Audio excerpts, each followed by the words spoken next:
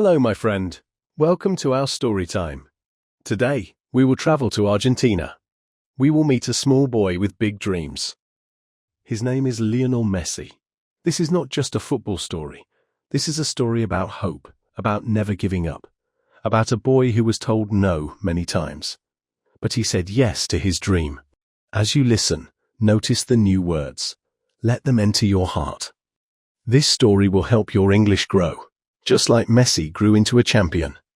Breathe slowly, relax your shoulders, and let our journey begin. Imagine this, a small boy, only 11 years old, standing in a doctor's office. His mother holds his hand tightly.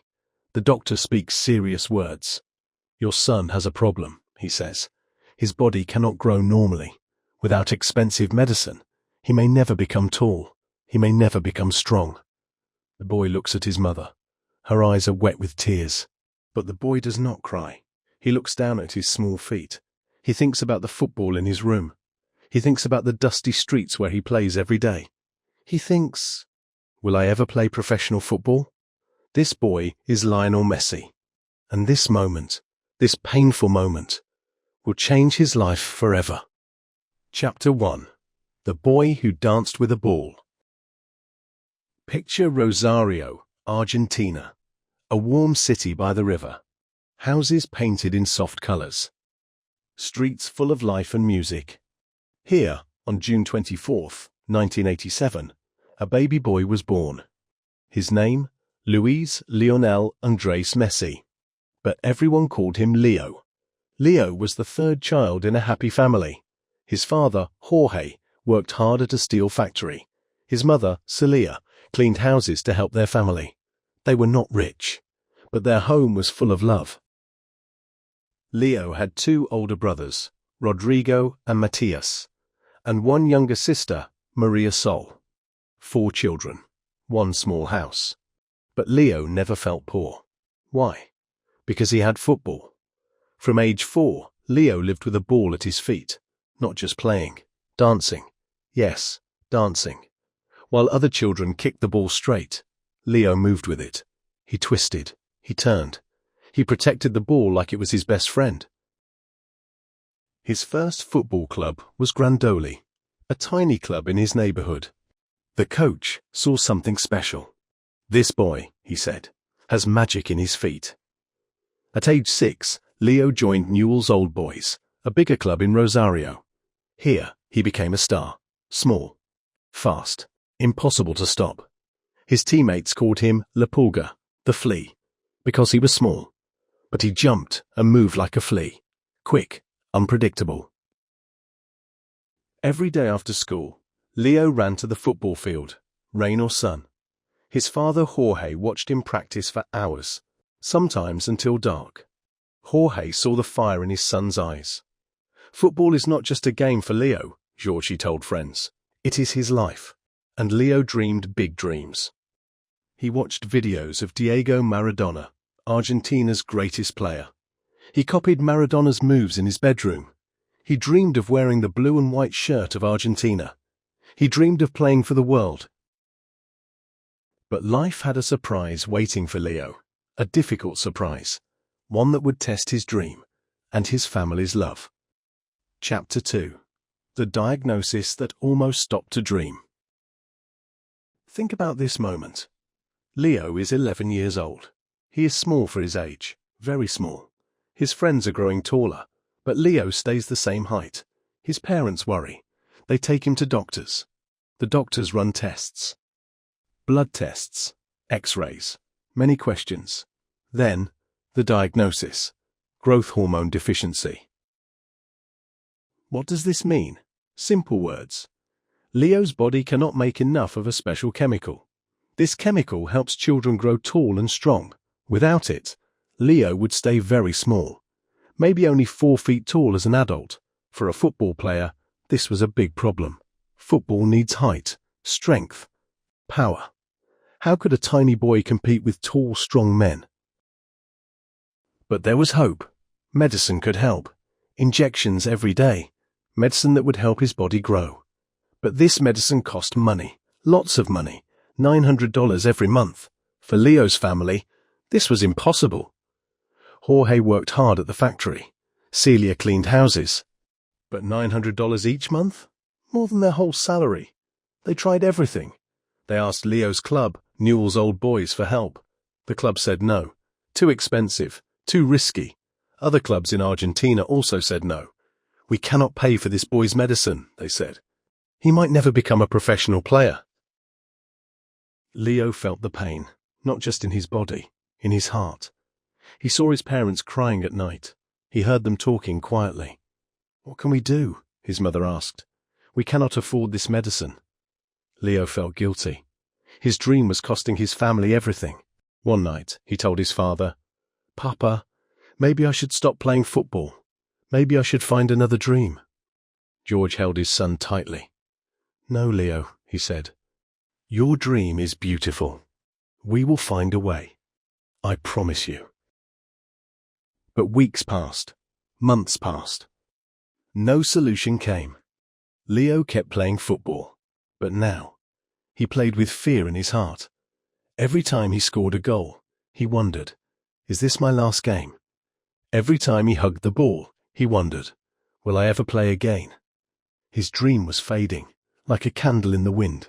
Then, a phone call changed everything. Chapter 3. The Napkin That Changed History. Imagine Barcelona, Spain, far from Rosario.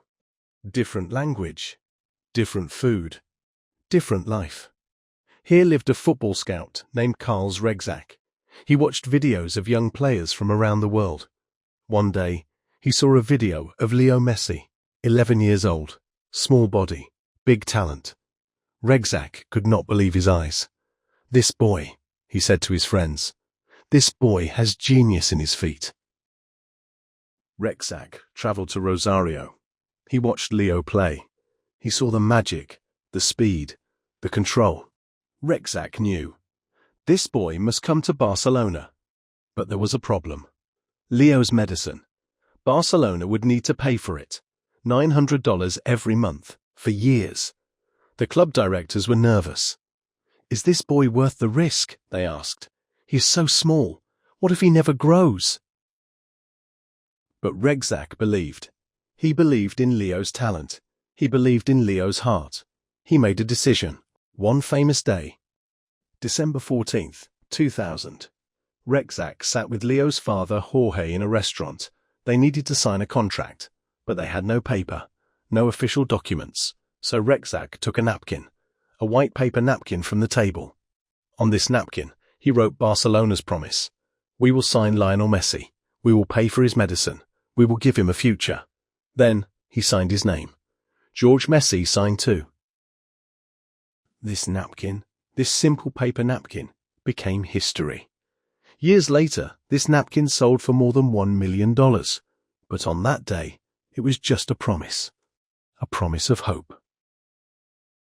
2 weeks later, January 2001, 13-year-old Lionel Messi left Argentina. He left his home, his friends, his school. He traveled alone to Barcelona with his father. His mother and siblings stayed in Rosario. Why? Because the family had no money for everyone to move. Only Leo and Jorge could go. The first months in Barcelona were hard, very hard. Leo missed his mother every day. He cried at night. He did not speak Spanish well. Argentina and Spain speak slightly different Spanish. Other boys at the academy laughed at his accent. He felt alone, small, afraid. But he had one thing: football. At La Masia, Barcelona's famous youth academy, Leo practiced every day. Morning, afternoon, evening. He took his medicine every night. The injections hurt. But he never complained. He dreamed of his mother's smile. He dreamed of making his family proud. Slowly, his body began to grow. Not fast, but steady. And his football became magic. At age 16, Leo signed his first real professional contract with Barcelona. At 17, he played his first game for Barcelona's main team. He wore shirt number 30, small number for a small boy, but big dreams in his heart. When he stepped onto the field at Camp Nou, 90,000 people watched. He was nervous, but when he touched the ball, fear disappeared. Only joy remained. The world had not seen anything like him. A boy who could dribble past 5 players like they were statues. A boy who saw passes no one else could see. A boy with the heart of a lion and the feet of an angel. Barcelona fans fell in love. They called him El Niño Maravilla, the Marvel Boy, and Leo Messi, the boy who almost lost his dream, began his journey to greatness. Chapter 4: The King of Football. Picture this. 10 years pass. Leo Messi is no longer a boy. He is a man, a football king. From 2004 to 2021, he wears the blue and red shirt of Barcelona for 17 years. He becomes the greatest player in the club's history. He scores 672 goals, more than anyone before him. He wins 35 trophies with Barcelona, league titles, European Cups, World Club Championships. But his greatest prize? The Ballon d'Or. This award is given to the best football player in the world. Every year, Leo wins it. Not once, not twice, but 8 times. 8 times the world says, "You are the best." First time at age 22. Last time at age 35. No one in history has won it more. Not Maradona. Not Pelé. Not Ronaldo. Only Messi. People ask, what makes Messi special? Not his speed, not his height, not his strength. His magic is in 3 things. First, his left foot, like a painter's brush. He can place the ball exactly where he wants. Second, his vision. He sees the game 3 seconds before others. He knows where players will run before they move. Third, his heart. He never celebrates alone. He always points to the sky, for his family, for God, for the people who believed in him. But Messi's story has sadness too. With Argentina's national team, victory was hard to find. For 16 years, Messi tried to win the World Cup, football's biggest prize, but always heartbreak. 2014 World Cup final. Argentina loses to Germany. Messi cries on the field. 2015 Copa America final. Argentina loses on penalties. Messi cries again. 2016 Copa America final. Argentina loses again on penalties. This time, Messi makes a painful decision. He quits the national team. "I cannot do this anymore," he says. "I bring only sadness to my country." Argentina cries with him, but the people love him too much. They beg him to return.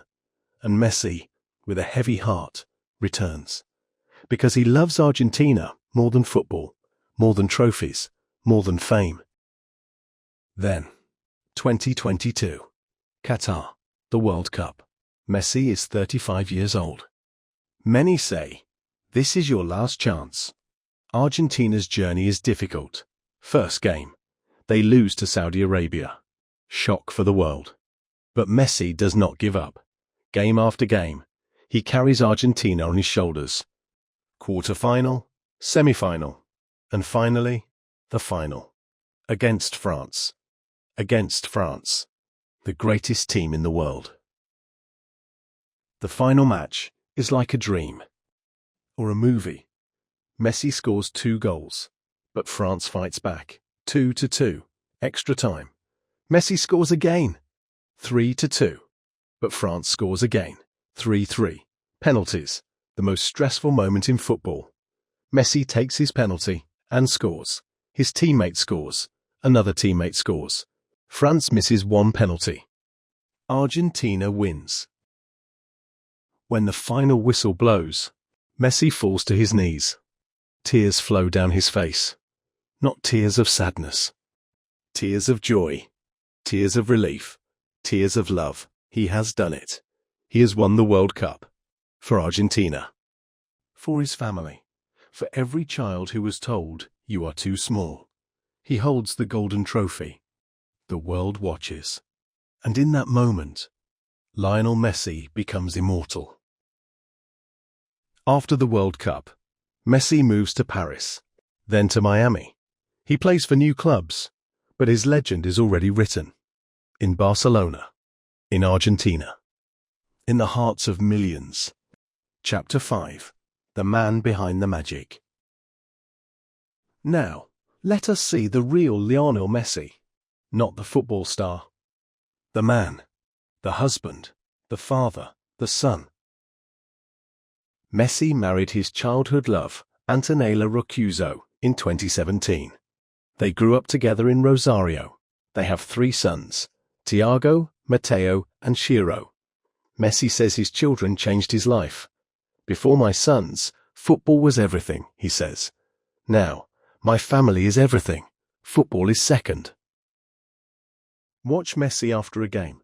He never goes straight to interviews. First, he finds his children in the crowd. He hugs them. He kisses them. He carries them on his shoulders. This is his real victory. Not trophies, not awards. These small hands holding his neck. Messi lives quietly. He does not love parties. He does not love fame. He loves simple things, family dinners, playing with his sons, walking his dogs, visiting his parents in Rosario.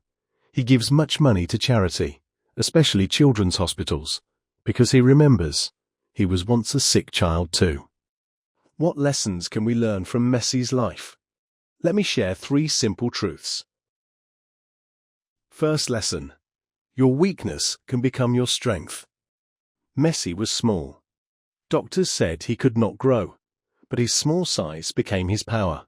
He could move faster, change direction quicker, protect the ball better. What people called his weakness became his magic. Your problem today might be your power tomorrow. Believe this. Second lesson: family is your foundation. When clubs said no, his family said yes. When medicine was expensive, his father worked extra hours. When he felt alone in Barcelona, his mother's voice on the phone gave him strength. Never forget your family. They are your first fans, your forever supporters. Third lesson: never stop trying. Messi lost World Cup finals. He cried. He felt pain, but he returned, again and again. He did not quit after failure. He used failure as fuel. Each loss made him stronger. Each tear watered the seeds of future victory. Your failures are not the end. They are steps on your path. As you listen to this story, think about your own dream. Maybe people say no to you. Maybe money is a problem. Maybe your body feels weak. Maybe your English is not perfect. But look at Messi, small boy, big dream, many no's. One yes changed everything. Your yes is waiting. Keep walking, keep trying, keep believing.